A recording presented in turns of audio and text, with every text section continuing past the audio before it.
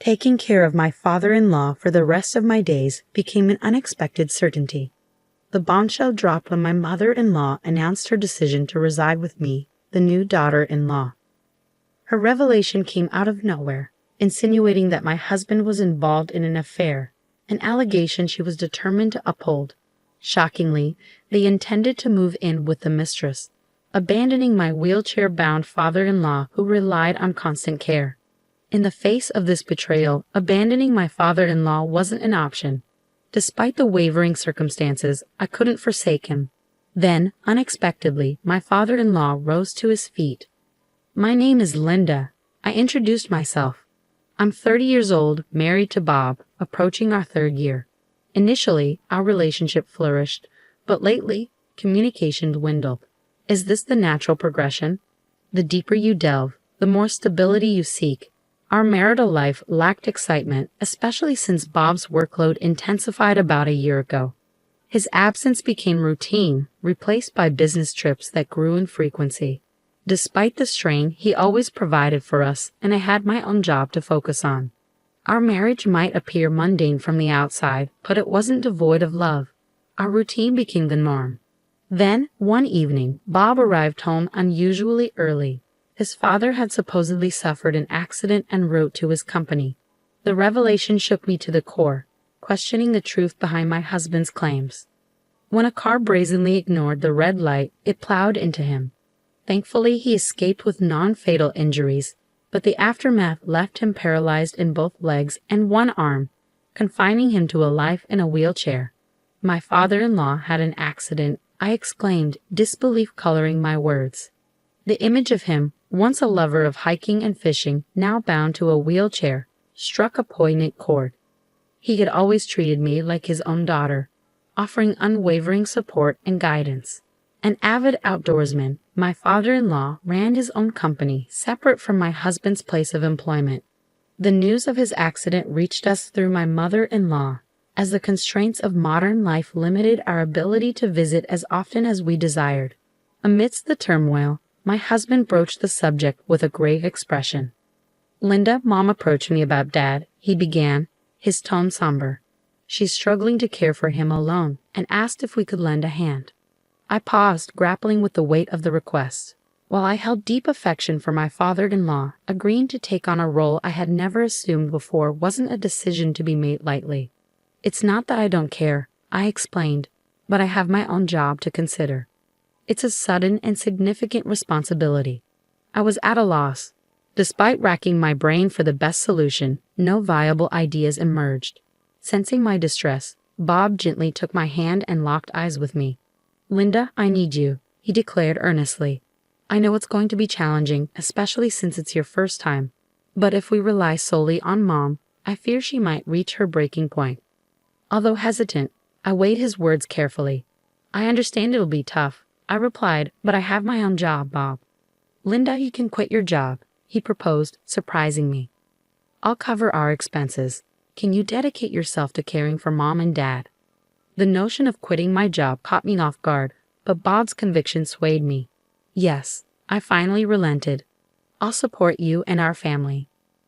Bob's gratitude was palpable as he pleaded with me, kneeling before me, emphasizing the importance of my commitment.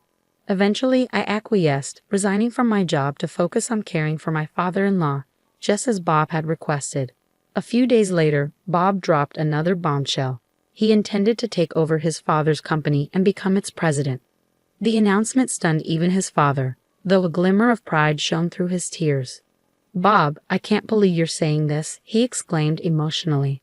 "After all this time of you refusing to join the company, while it feels like a game of hearts all over again." "Dad, I can't simply abandon the company," Bob explained earnestly, "especially not now, given your condition. Thank you for your understanding. I was unsure what to do with the company." The weight of responsibility now rested squarely on our shoulders. But with determination and unity, we faced the challenges ahead. I had initially planned to entrust it to someone I could rely on. "But if you're willing to step up, I'm more than happy to pass the torch," my father-in-law declared. "I knew you agreed, Dad," Bob responded earnestly. "I'll give it my all as your son." "Yes, I'm counting on you," his father replied. For the sake of the employees who followed me, please ensure a positive work environment. With that, Bob assumed control of his father's company, while my father-in-law transitioned from president to chairman. Traditionally, the chairman holds numerous responsibilities, but my father-in-law opted to entrust all operational aspects to Bob, retaining only his title. 2 months elapsed since Bob's takeover, and every night he returned home well past midnight. Initially, I attributed it to the demands of adjusting to his new role, but the persistent late hours raised suspicions. What's more, one night, as I struggled to sleep, I detected a peculiar scent emanating from my husband. Venturing to the kitchen for a glass of water, I heard the front door creak open. Rushing to greet him, I detected the unmistakable fragrance of soap. "Welcome home," I greeted him, surprised to find him returning so late. Caught off guard, Bob stammered, "Why are you up at this hour?" "I couldn't sleep," I confessed. "You've been coming home late every night." Bob's fatigue was palpable as he explained, "I've taken over Dad's business, and there's so much I still need to learn." Sympathizing with his struggles, I bid him good night, but as he turned to leave, the scent of soap lingered, sparking a moment of doubt. I seized his arm, my tone stern as I interrogated him. "Bob, who do you usually work overtime with?" His response was defensive. "What? Why the sudden questioning?" I pressed on. "I noticed a distinct scent on you." "Why should I know?" Bob retorted sharply. "I'm working tirelessly. Don't bother me with trivial matters." His irritation only fueled my suspicions, leaving me at a loss for how to proceed. Bob sighed, exasperated. "Can you please stop? I come home exhausted, and the last thing I need is an interrogation." "I didn't mean to," I protested, feeling the weight of his accusation. "I was just curious." But Bob's frustration mounted. "So you're doubting me? We're living comfortably because I work like this every day. Do you understand?" I nodded, chastened. "I understand," I murmured. But before I could say more, he dismissed me, storming off upstairs. Alone in the living room, I tried to reconcile our exchange, but Bob's indifference stung. The following day, my mother-in-law confronted me, her expression ominous. "Linda, I heard you suspected Bob of cheating yesterday." I didn't suspect Bob of anything, I simply inquired about his overtime companions. But my mother-in-law saw it differently, accusing me of stirring up trouble. "You're only able to live comfortably because Bob works so hard," she snapped, her words a stinging rebuke. All I did was voice a concern. I defended myself, but she dismissed it as rudeness, labeling me as the worst kind of wife. Her tirade left me stunned, and before I could respond, she dumped all the housework on me and stormed out. It was no secret that my mother-in-law had never been fond of me. Despite putting on a facade of sharing household responsibilities in front of my husband and father-in-law, I was the one who shouldered the burden of chores and caregiving. My mother-in-law often found reasons to be out during the day, returning only in the evening. My father-in-law, confined to his room, remained oblivious to her frequent absences. I was even cautioned by her not to disclose unnecessary information to my father-in-law and Bob. Left with no choice, I silently attended to the household tasks and caregiving duties. The only solace was the company of my father-in-law, whose presence provided some measure of comfort amidst the turmoil. I did something he wouldn't expect. As he looked at me with a sorrowful expression, my father-in-law uttered those words I never anticipated. "Linda, I'm sorry. You must hate looking after an old man like me, right?" With sincerity, I responded, "That's not true at all. I think of you, my father-in-law, as my own father. It's an honor to assist you, and hearing you say such things makes me feel fortunate." His gratitude warmed my heart. "I'm really glad that someone like you married Bob," he confessed. "And likewise," I replied, genuinely touched. "I'm grateful to have a kind person like you as my father-in-law." Despite the hurtful words and actions of my husband and mother-in-law, the presence of my father-in-law, who relied on me, kept me going.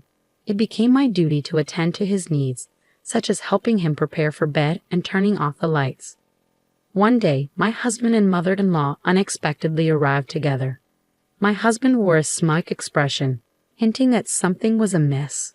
My mother-in-law wasted no time in dropping a bombshell. They intended to live with a new daughter-in-law, leaving me behind to care for my father-in-law. Stunned, I struggled to comprehend. My husband handed me divorce papers, admitting to having a girlfriend and insisting that I remain to look after his father. Overwhelmed, I sank to my knees, feeling utterly hopeless as they packed their belongings, leaving me in tears. Just as despair threatened to consume me, my father-in-law wheeled into the room, concerned about the commotion. Through tears, I relayed the heartbreaking conversation. Earlier, I had mustered the courage to confide in my father-in-law. His expression grew increasingly rigid as I recounted the events, and by the time I finished, a determined glint had replaced the stiffness in his eyes. Rising abruptly, he declared with newfound strength, "Linda, it's time for a counterattack." Perplexed, I watched as he struggled to stand, his next words taking me by surprise. "Your legs? I'm sorry for not speaking up sooner. The truth is, I've been able to walk for some time now." His revelation left me speechless, but he reassured me. "It's okay. Leave everything to me. The groundwork has already been laid." From a drawer, my father-in-law retrieved a large brown envelope, revealing its contents to me. Inside were various pieces of evidence documenting my husband's infidelity, along with shocking proof of my mother-in-law's involvement in extramarital affairs as well. It turned out that since Bob had assumed the presidency, my father-in-law had entrusted reliable employees to monitor his actions at the company. Despite my husband's claims of working late, the surveillance revealed his habitual early departures. Suspecting foul play, my father-in-law had engaged a private investigator, leading to the unraveling of both my husband's and mother-in-law's affairs.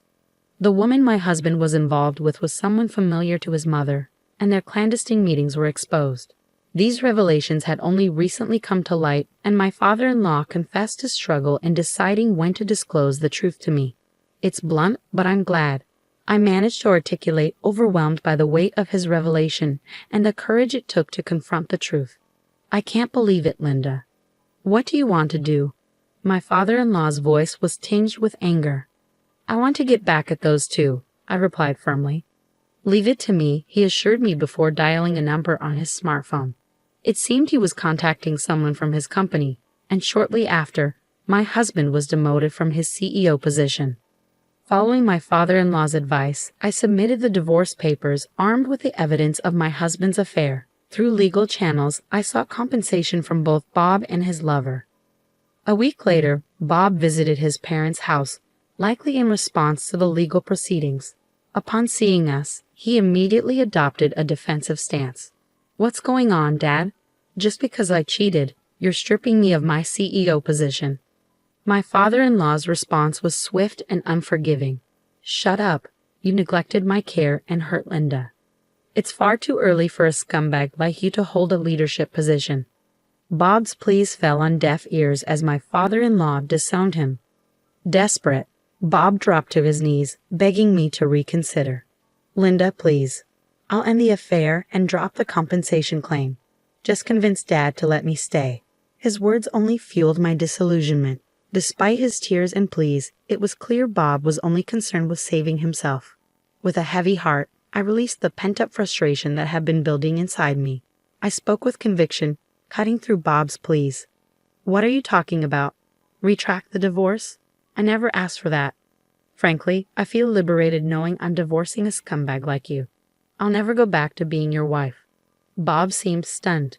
"You mean you've already filed the divorce papers?" Of course, I affirmed, my resolve unwavering. "Why would I willingly remain married to someone as terrible as you? Your firing as CEO is solely your own fault, the result of the seeds you've sown." As Bob pleaded and begged for forgiveness, I remained resolute, dismissing him with a gesture. I threw him out of the house, his cries echoing in the night, pleading for help and forgiveness. Neither my father-in-law nor I responded to his pleas. Later, Bob and my mother-in-law faced lawsuits for alimony and were eventually evicted from their mistress's home, left homeless and destitute. They were forced to take menial jobs to survive, while I continued to care for my father-in-law in his home. Despite the divorce, my father-in-law welcomed me to stay as long as I wished. Grateful for his kindness, I made the decision to reside in my in-laws' home. With my father-in-law now attending a daycare service during the day, I have begun working to support us both. The road ahead may be challenging, but I am determined to do whatever it takes to care for my father-in-law and ensure his well-being.